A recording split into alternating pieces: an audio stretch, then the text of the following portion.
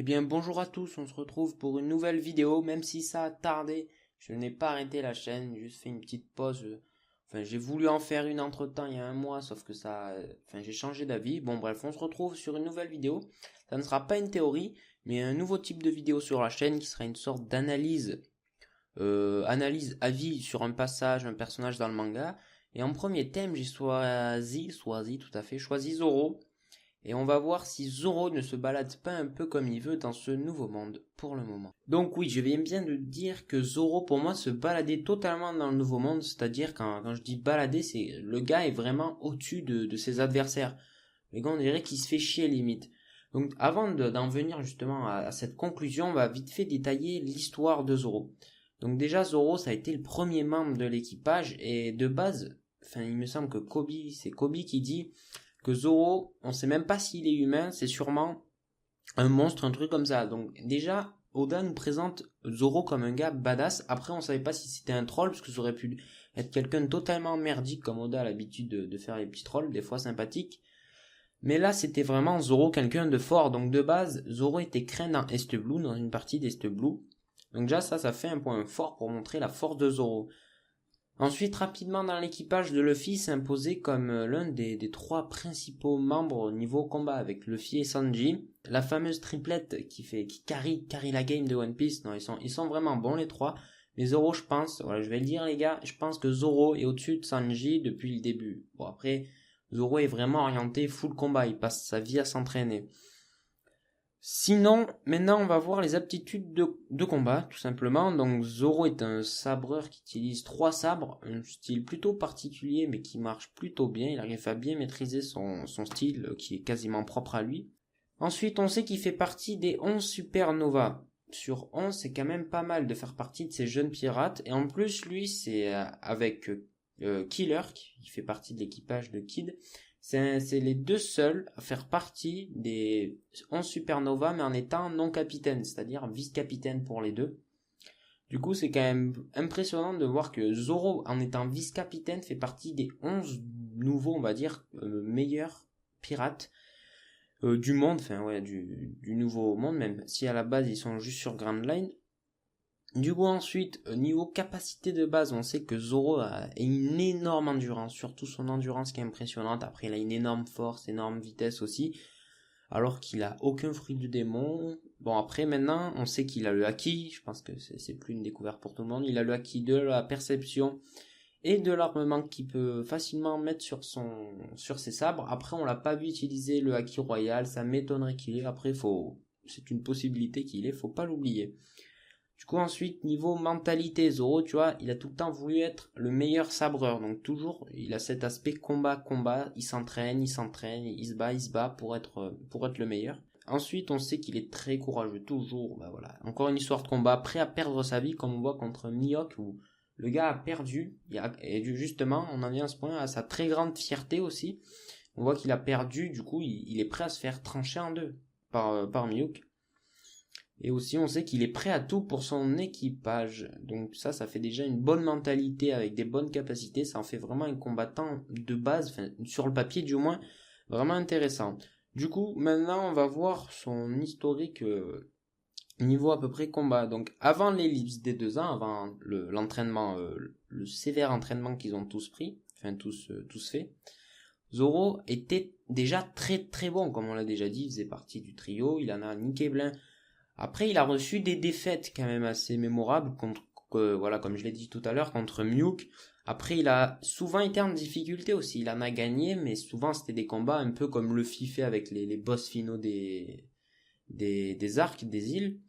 C'était des combats très serrés. Il en a chié, il a souvent gagné. Mais voilà, il a très beaucoup chié. On va dire ça comme ça veut rien dire. Par contre, depuis les 2 ans, on voit qu'il est devenu très bon et possède donc les 2 haki, comme je l'ai dit. Il a perdu un œil. Est-ce que c'est vraiment un problème quand on a le haki de la perception? Je pense pas, parce qu'on voit pour le moment son œil, on s'en bat les couilles. Après, est-ce que son œil est vraiment mort? Après, on sait pas trop. Ça, c'est une théorie sur justement une sorte d'éveil de pouvoir, mais on en reparlera vite fait à la fin.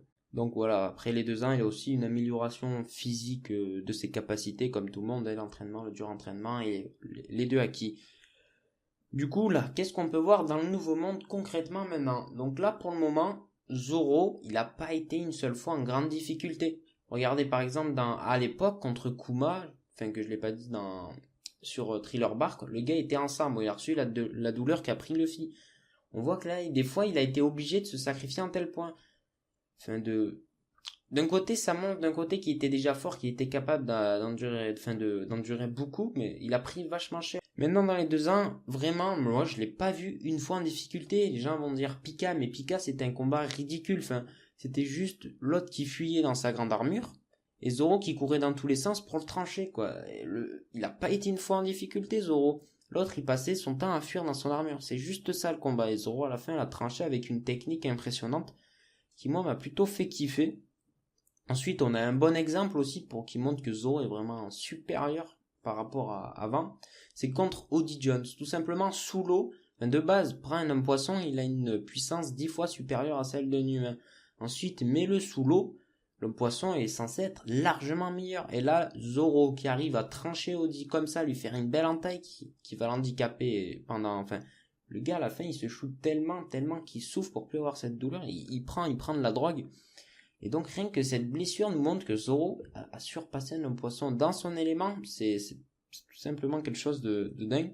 Ensuite aussi sur l'arc des hommes poissons, on a la pieuvre, là, le sabreur, là, le meilleur sabreur des hommes poissons. Le gars s'est fait déchiqueter sa race par Zoro. Enfin là, Zoro, aucune difficulté contre Mona. Voilà, c'est celle de Doflamingo.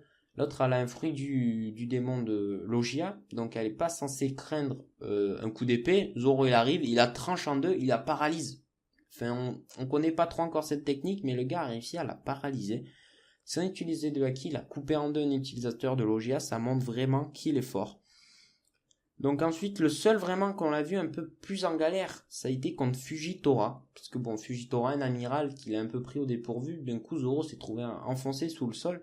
Mais on voit bien quand même, il s'en sort, il arrive même à contre-attaquer. Il n'y a pas vraiment eu de confrontation directe comme Sabo et Fujitora. Mais on peut voir que là, il a un peu plus chier. Bon, après, je pense qu'il a encore des techniques à nous sortir, Zoro, déjà par rapport à cet œil. Pas mal de théories ont sorti sur l'œil de Shiva, des trucs comme ça. C'est possible que Zoro, ou ça peut être tout simplement un entraînement en mode il s'entraîne avec qu'un œil et quand il ouvre les 2 yeux, il a une plus grand champ de vue, donc une meilleure perception et donc ça lui fait de meilleures capacités en combat. Donc voilà, c'est à peu près tout. Donc en résumé, voilà, Zoro pour moi vraiment et pour le moment n'a aucune difficulté dans ce nouveau monde, alors que Luffy a quand même été pas mal mis à bout. Bon, aussi il a affronté Doflamingo, des trucs comme ça. Mais lui, Zoro, non, pour le moment. Tout est nickel pour lui, tout va bien. Du coup, on espère voir un futur combat bien épique de Zoro, où il sera peut-être plus en difficulté, mais du coup le combat sera beaucoup plus passionnant, comme un Zoro Fujitora par exemple. Bon, même si là, ça serait directement du gros level. Bon voilà, c'est à peu près tout pour cette vidéo. J'espère qu'elle vous aura plu. C'est pas une théorie, c'est juste une analyse, une avis. Ça, y a aucune théorie. Enfin, il y a juste des petites citations de théorie. Bon voilà, j'espère que ça vous aura plu. N'hésitez pas à vous abonner à la chaîne et surtout mettre un like. Encore l'abonnement, c'est pas grave, mais pour liker cette vidéo, c'est ce qui me ferait plaisir. N'hésitez pas à disliker aussi si vous n'avez pas aimé.